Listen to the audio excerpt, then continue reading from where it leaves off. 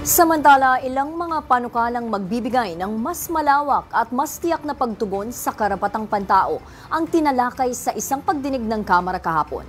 Si Jap Regala, una sa balita.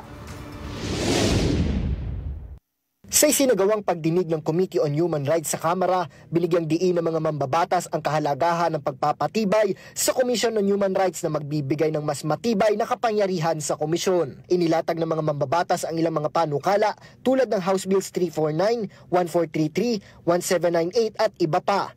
May layon ang mga naturang panukala na patibayin ang Commission on Human Rights para makapagbigay suporta sa mga isyong pangkarapatan. Ayon kay ML Party List Representative Laila De Lima, kailangan ng mas mapatibay pa ang kapangyarihan ng ahensya.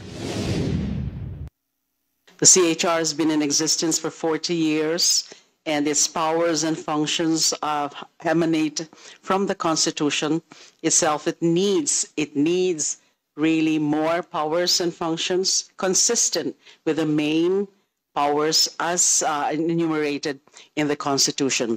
Sa inihaing panukala ni Lanao del Sur 1st District Representative Zia Alonto Adjong, layunin nito na mas mapalakas ang komisyon sa pamamagitan ng pagbibigay ng epektibo, mas malawak at may karapatan sa sariling operasyon at tungkulin. Sakop na rin sa mas malawak na sektor ang CHR tulad na lang ng pag-aksyon sa reklamo at pag-iimbestiga sa mga kasong paglabag sa karapatang pantao. Ayon naman sa Commission on Human Rights, kapag hindi na ipasa ang CHR Charter ay hindi na mapananatili ang status ng komisyon sa International Coordinating Committee of National Institutions for the Promotion and Protection of Human Rights.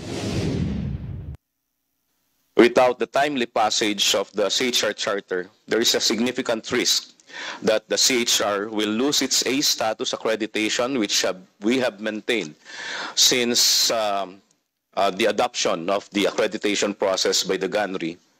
Ikinonsolidate naman ng mga mambabatas ang mga panukala para maging substitute bill na siyang sasailalim para sa approval sa susunod na pagdinig. Nauna sa mga balitang totoo at laging bago. Jap Regala, alauna sa balita, Congress TV.